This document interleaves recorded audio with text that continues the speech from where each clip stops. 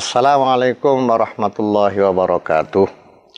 Innal hamdalillahi nahmaduhu wa nasta'inu wa nastaghfiruh wa na'udzu billahi min syururi anfusina wa min sayyiati a'malina.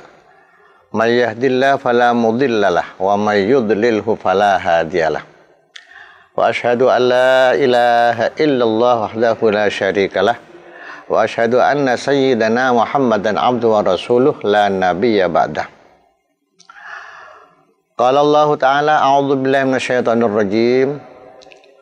Ya ayyuhalladzina amanu taqullaha haqqa tuqatih wa la tamutunna illa wa antum muslimun.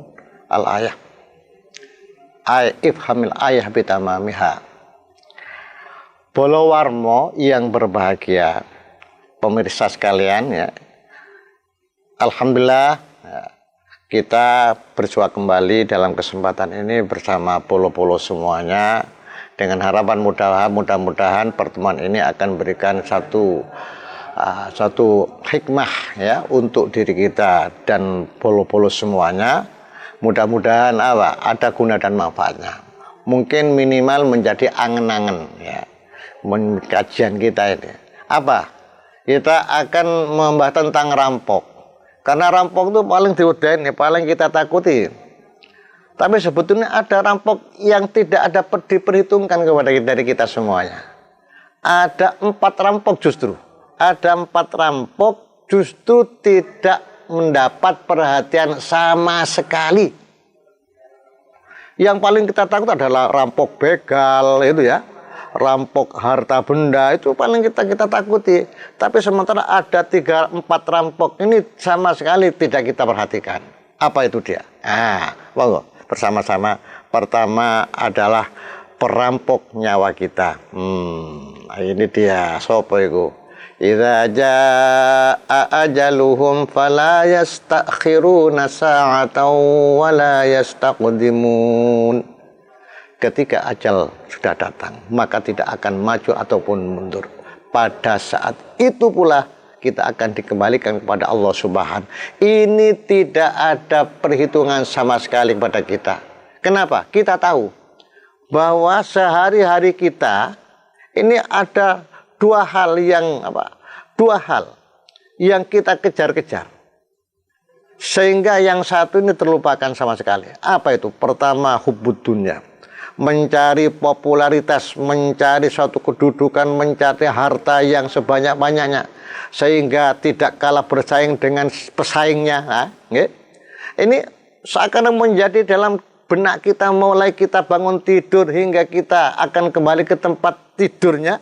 Ini yang menjadi pikiran kita. Lupa tadi itu, perampok yang pertama lupa. Ini yang pertama, perhatikan. Satu. Kemudian ketika kita berhasil, apa yang kita kejar, kedudukan, pangkat, atau tadi harta yang melimpah, keindahan duniawi, kemudian adakah yang kita kumpulin ada manfaatnya kepada kita? Kita tidak tahu itu. Tapi ngoyoi pasti. Jangan-jangan ketika kita dalam memuncak keambisiannya, yang satu datang, yang disebut ajal. Ini adalah perampok utama yang banyak kita lupakan. Ini pertama. Yang kedua, perampok itu adalah merampok badan kita yang kita tidak kehendaki. Coba kita bayangkan, tangan kita terlukakan sedikit, masya Allah bingung, ini rumah sakit dijahit lah, kemudian diobati dan macam-macam karena tangan kita terluka. Tapi kalau kita sudah ajal, sudah sampai pada waktunya, kemudian kita digotong hingga ke lubang lahat, kemudian ditinggalkan oleh sanak famili kita, orang-orang kenal yang kenal kita, guru-guru kita, handai tolong kita pulang semua, di bawah akal terampoklah. Badan yang kita eman-eman selama ini di sana akan menjadi santapan ulat-ulat. Entek gantengi, entek ayu ini, entek gagah, terampok kedua kali. Kemudian yang ketiga, apa? Sesuatu yang kita tinggalkan sebanyak itu, ya, depositonya sekian triliun, luar biasa, agak melihatan, triliun, ya. Kemudian tanahnya, asetnya, macam-macam, apa? Akal terampok dengan tidak terasa yang kau payah-payah mengumpulkan itu, dengan peluh yang mengalir di punggungmu. Jadi Madura iku sampai megili pelokoning sampai akhili keburiin. Jadi Madura ngoten. Ya. Ini semua akan kita tinggal, siapa yang akan? Perampok yang ketiga siapa? Ahli warismu.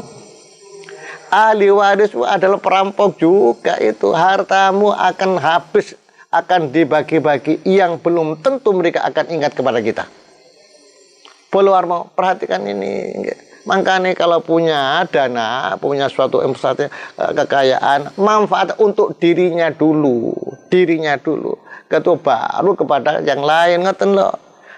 Suatu ketika Rasulullah menanyakan kepada sahabat, hai sahabat-sahabat itu, ya Rasul, apa gerakannya akan kau tanyakan, hai Rasul? Kau sampean itu emanan hartanya sendiri atau emanan terhadap harta orang lain? Ya tentunya emanan diri sendiri. Terus Rasul menyatakan, mana harta yang kau emani? Oh iya, di rumah ini, sawah saya, kebun saya, pabrik dan sebagainya. Apa tentu itu hartamu? Tidak menjawab sahabat. Artinya, hartamu adalah harta yang kau manfaatkan untuk diri, itu hartamu. Adapun harta lain yang kau tinggal itu belum tentu menjadi hartamu.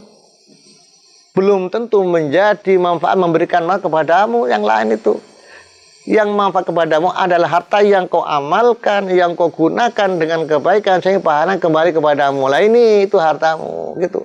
Makanya dikatakan ahli waris sebagai perampok. Ulum itu hati-hati. Yang ketiga, yang keempat, yang terakhir adalah kelak di akhir kiamat. Maka teman-temanmu tidak akan menuntut kamu. Ketika kita punya kesalahan di dunia, pernah mengguncing orang lain, pernah menggolimi orang lain, menganiaya orang lain, ini akan datang semuanya akan merampok pahala-pahala atau amal yang kau lakukan selama hidupnya. Ya Rasul, aku pernah ditempeleng. Ya Allah, aku pernah ditempeleng. Ya Allah, aku pernah diguncing. Ya Allah, aku pernah dizalimi. Terus aku akan menuntut, ya Allah, apa yang akan kau bayarkan kepada mereka yang kau zalimi? Itu adalah amal yang kau kumpulkan selama hidup akan terampok oleh teman-temanmu sendiri. Ini barangkali yang perlu kita sampaikan untuk peringatan kita sendiri. Mudah-mudahan ini semua ada maaf dan gunanya. Segala kekurangan dari Al-Fakir sendiri, kelebihan dari Allah Subhanahu wa taala. Wallahul muwaffiq ila aqwamit thoriq. Wassalamualaikum warahmatullahi wabarakatuh.